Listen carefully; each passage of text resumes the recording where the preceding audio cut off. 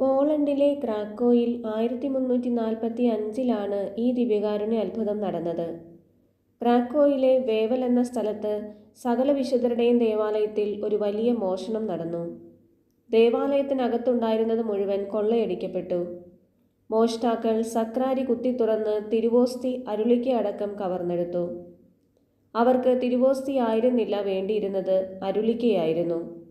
അവർ കരുതിയത് ആ അരുളിക്ക സ്വർണമോ വെള്ളിയോ കൊണ്ട് നിർമ്മിച്ചതാകാം എന്നാണ്.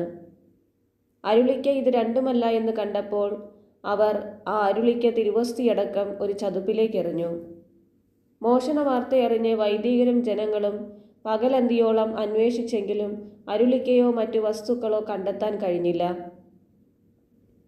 രാത്രിയായപ്പോൾ അസാധാരണമായൊരു പ്രകാശം തിരുവോസ്തി വലിച്ചെറിയപ്പെട്ട ചതുപ്പു നിലത്തു നിന്ന് പുറപ്പെട്ടു.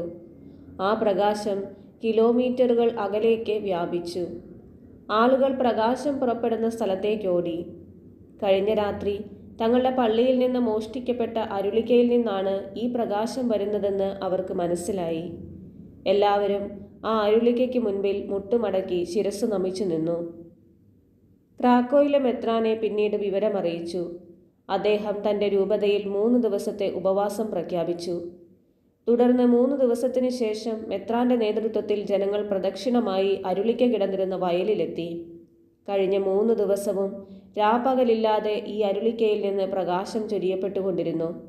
മെത്രാനും ജനങ്ങളും വയലിലെത്തുമ്പോഴും അരുളിക്കയിൽ നിന്ന് പ്രകാശം പുറപ്പെടുന്നുണ്ടായിരുന്നു.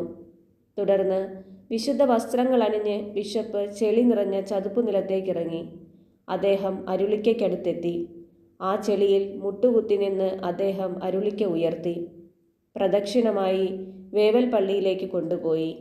തുടർന്ന് പരസ്യ ആരാധന ആരംഭിക്കുകയും ചെയ്തു.